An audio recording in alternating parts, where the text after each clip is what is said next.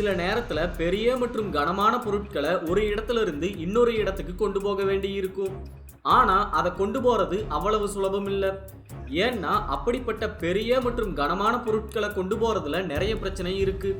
அந்த பிரச்சனையை சமாளிச்சு பயங்கரமான பொருட்களை இடமாற்றம் செய்ய பயன்படுற ரொம்ப பெரிய மற்றும் பயங்கரமான போக்குவரத்து முறைகளை பத்தி தான் இப்போ பார்க்க போறோம். இந்த வீடியோ ரொம்பவே சுவாரஸ்யமா இருக்கும். அதனால இந்த வீடியோவை ஸ்கிப் பண்ணாம கடைசி வரைக்கும் பாருங்க. வீடியோ பிடிச்சிருந்தா மறக்காம லைக்கும் ஷேரும் பண்ணிருங்க. Petrochemical splitter. நிறைய தொழிற்சாலைகள்ல பெரிய பெரிய கருவிகள் இருக்கும். அப்படிப்பட்ட ஒரு பிரம்மாண்டமான தொழிற்சாலை கருவி தான் இந்த பெட்ரோகெமிக்கல் ஸ்பிளிட்டர். இதோட எடை சுமார் 750 டன். இதை கனடாவில் உள்ள எட்மாண்டன் பகுதியில் உருவாக்கி சாலை வழியா ஃபோர்ட் சஸ்காட்சுவன் பகுதிக்கு கொண்டு போயிருக்காங்க. அதை கொண்டு போக 4 நாட்களாக இருக்கு. கனடாவில் சாலை வழியா கொண்டு போன ரொம்ப கனமான பொருள் அதுதானா. இந்த பெட்ரோகெமிக்கல் ஸ்பிளிட்டரோட வேலை புரோப்பேனை புரோப்பிலீனா மாத்துறது. இந்த வேலையை செய்ய ரொம்ப பெரிய கண்டெய்னர் மாதிரியான அமைப்பு தான் தேவைப்படுமா.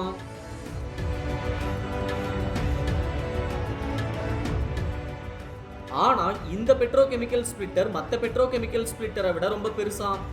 இதோட மொத்த நீளம் சுமார் 95 மீட்டர். அதனால இதை ஒரு நீளமான கார்கோ ட்ரக்ல வச்சு ரொம்ப கவனமாகவும் மெதுவாகவும் தான் கொண்டு போயிருக்காங்க. Space shuttle Endeavour. நாசா 1981ஆம் ஆண்டு கொண்டு வந்த ஒரு புது திட்டம் தான் ஸ்பேஸ் ஷட்டில் ரீயூஸ். இது என்ன திட்டம் அப்படின்னா, ஒவ்வொரு முறையும் புது புது ஸ்பேஸ் ஷிப்பை உருவாக்காம ஒரே ஸ்பேஸ் ஷிப்பை மறுபடியும் பயன்படுத்துறது. இதுக்காக 6 ரீயூசபிள் ஸ்பேஸ் ஷிப் அல்லது ஸ்பேஸ் ஷட்டிலை உருவாக்குனாங்க. அதுல ஒண்ணுதான் எண்டெவர் அப்படிங்கிற ஸ்பேஸ் ஷிப். ஆனா அந்த திட்டத்தை 2011ஆம் ஆண்டு நிறுத்திட்டாங்க.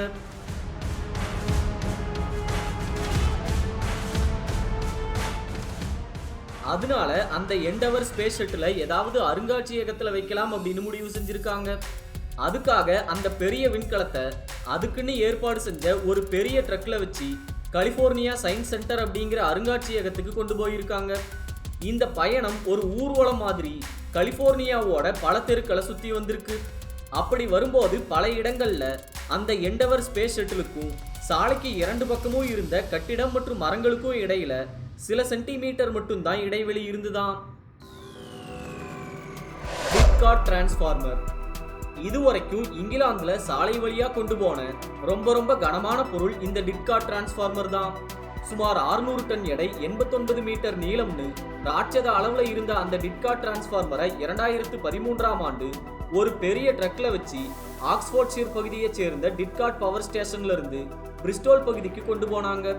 அந்த டிரான்ஸ்ஃபார்மர் அளவுலையும் எடையிலையும் பிரம்மாண்டமா இருந்ததால அதை மணிக்கு வெறும் 6 கிலோமீட்டர் அப்படிங்கிற குறைவான வேகத்துல தான் கொண்டு போயிருக்காங்க.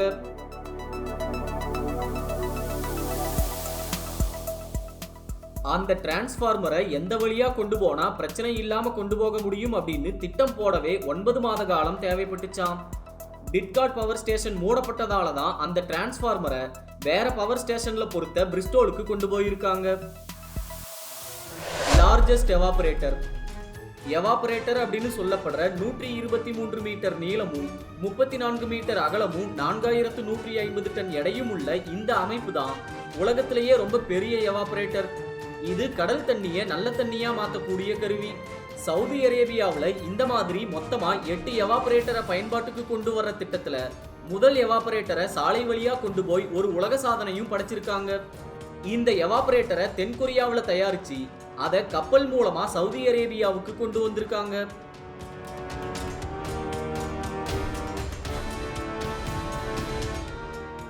அடுத்ததா துறைமுகத்திலிருந்து அந்த பெரிய எவாபரேட்டர் அமைப்பை சாலை வழியா ரசல் கைர் சீ வாட்டர் டீசாலினேஷன் பிளான்ட்டுக்கு கொண்டு போயிருக்காங்க. அந்த ஒரு எவாபரேட்டர் அமைப்பை வச்சு ஒரு நாளைக்கு 91,000 டன் அளவுக்கு கடல் தண்ணியை சுத்தமான குடிநீரா மாற்ற முடியும். அது சுமார் 3 லட்சம் மக்கள் பயன்படுத்த போதுமானதா இருக்கும். German submarine. ஜெர்மனியர்கள் நீர்மூழ்கி கப்பலை யூபோட் அப்படின்னு தான் சொல்லுவாங்க. 2ஆம் உலக போர்ல ஜெர்மனி கிட்ட இருந்த ஒரு பெரிய பலம் இந்த யூபோட் தான். அதுல இந்த குறிப்பிட்ட நீர்மூழ்கி கப்பல் U505 அப்படிங்கிற யூபோட். இத அன்லக்கி போட் அப்படின்னு சொல்றாங்க. ஏன்னா இத மற்ற படையினர் அதிகமா சேதப்படுத்தி இருக்காங்க. இந்த யூபோட்டோட கேப்டன் கப்பலுக்குள்ளேயே தற்கொலை பண்ணிக்கிட்டாராம். போர் நடக்கும்போது அமெரிக்க படையினர் அந்த யூ-போட்ல என்ன இருக்குன்னு தெரிஞ்சுக்க அதை கடத்தி அவங்க நாட்டுக்கு கொண்டு போயிட்டாங்க.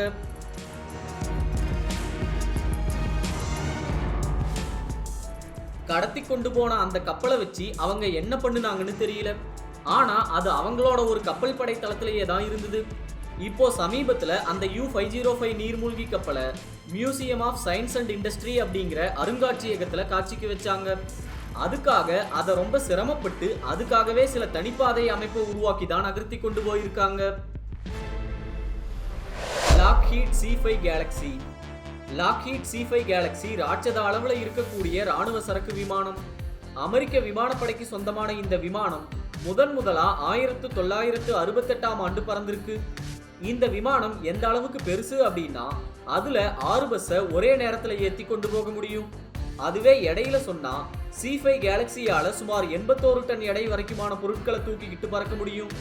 ஆனா இப்போ பாதுகாப்பு காரணங்களுக்காக இதை விட கொஞ்சம் கம்மியான எடையை தான் C5 கேலக்ஸியில ஏத்துறாங்க.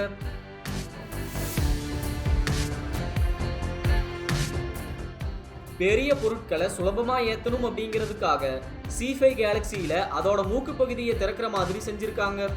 அது வழியா ஹெலிகாப்டர், கார், பஸ் அப்படின்னு பலவிதமான வாகனங்களையும் நிறைய ராணுவ கருவிகளையும் மற்ற பொருட்களையும் தேவையான அளவுக்கு கொண்டு போக முடியும். அதனால அதிக பொருட்களை வேகமா இடமாற்றம் செய்யணும்னா அதுக்கு ஒரு சிறப்பான தேர்வா லாக்ஹீட் C5 கேலக்ஸி விமானம் இருக்கும். Bullwinkle oil platform. Bullwinkle oil platform Gulf of Mexico கடல் பகுதியில் இருக்கக்கூடிய ஒரு பிரம்மாண்டமான எண்ணெய் எடுக்கிற அமைப்பு. அதை பயன்படுத்தி கச்சா எண்ணெய் எங்க இருக்குன்னு கண்டுபிடிச்சு அதை கிணறு வெட்டி எடுக்கவும் முடியும். 1700 அடி உயரமும் 77,000 டன் எடையும் உள்ள இந்த ராட்சத அமைப்பை 1985 மற்றும் 1988 இடையில டெக்சாஸ் பகுதியில தயாரிச்சாங்க. ஆனா அதோட பெரும்பாலான பகுதி தண்ணிக்குள்ள தான் இருக்கும். அதனால அது அவ்வளவு பெருசா தெரியாது. உலகத்திலேயே இதுவரைக்கும் மனிதர்கள் நகர்த்தின ரொம்ப பெரிய பொருள் இதுதான். இத ஷெல் ஆயில் கம்பெனி தான் பயன்படுத்தி வருது.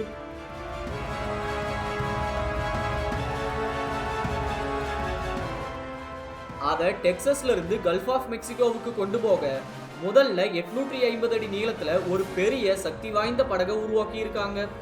அந்த படகை வச்சுதான் பல்விங்கிள் ஆயில் பிளாட்ஃபார்மை தண்ணி வழியாவே இழுத்துட்டு போயிருக்காங்க.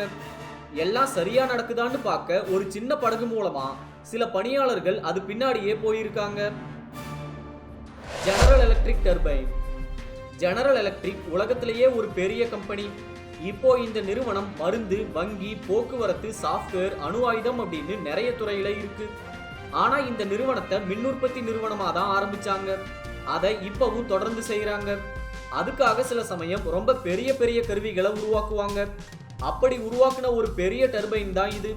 இதை நியூயார்க்ல உள்ள ஜெனரல் எலக்ட்ரிக்கோட மெயின் பிளான்ட்ல உருவாக்கி அதை பென்சில்வேனியாவுக்கு கொண்டு போய் பொருத்தி இருக்காங்க.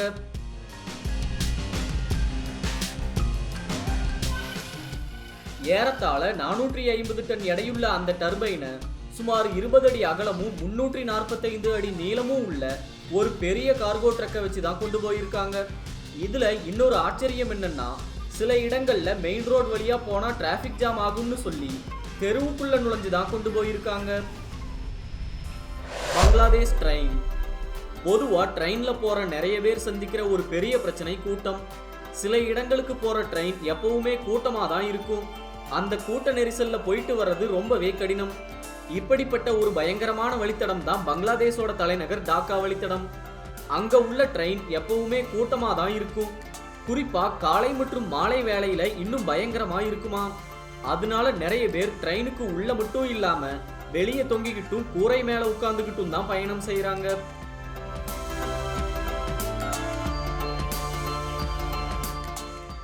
இதுல என்ன ஒரு பிரச்சனைனா அதுல வெளியே தொங்கவும் மேற்கூரையிலையும் கூட சுலபமா இடம் கிடைக்காதான்.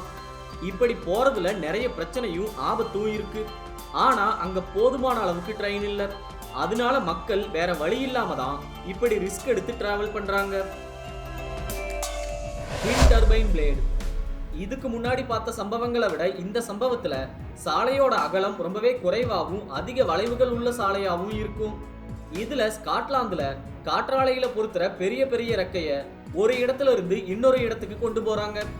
இதுல நேரா வந்த அந்த ட்ரக் உடனடியா வலது பக்கமா திரும்புது.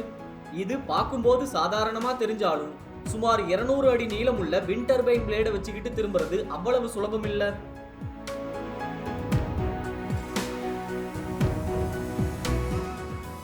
இந்த ரெக்கையை கொண்டு போற செயல்பாட்டுல ஒரு முக்கியமான விஷயம் என்னன்னா, அந்த ட்ரக்கை இதுக்காகவே வடிவமைச்சிருக்காங்க. அந்த ட்ரக்கோட பின்பகுதி மேலையும் கீழையும் ஏறி இறங்குற மாதிரியும் பின் சக்கரங்களை தனியா திருப்புற வசதியும் இருக்கும். அதனாலதான் அந்த நீளமான ட்ரக்கை திருப்ப முடியுது. ஒருவேளை இந்த வசதிகள் இல்லைன்னா அந்த ட்ரக்கை குறுகலான மற்றும் வளைவான சாலைகள்ல கொண்டு போறது கிட்டத்தட்ட முடியாத காரியமா இருக்கும். இப்போ பார்த்த பயங்கரமான போக்குவரத்து முறைகள்ல உங்களுக்கு பிடிச்சது எது அப்படின்னு, உங்களை ஆச்சரியப்படுத்தினது எது அப்படின்னு கமெண்ட் பண்ணுங்க. இந்த வீடியோ உங்களுக்கு பிடிச்சிருந்தா லைக் பண்ணுங்க, ஷேர் பண்ணுங்க, உங்க கருத்துக்களை கமெண்ட் பண்ணுங்க. மறக்காம சப்ஸ்கிரைப் பண்ணாதவங்க சப்ஸ்கிரைப் பண்ணுங்க. நன்றி, வணக்கம்.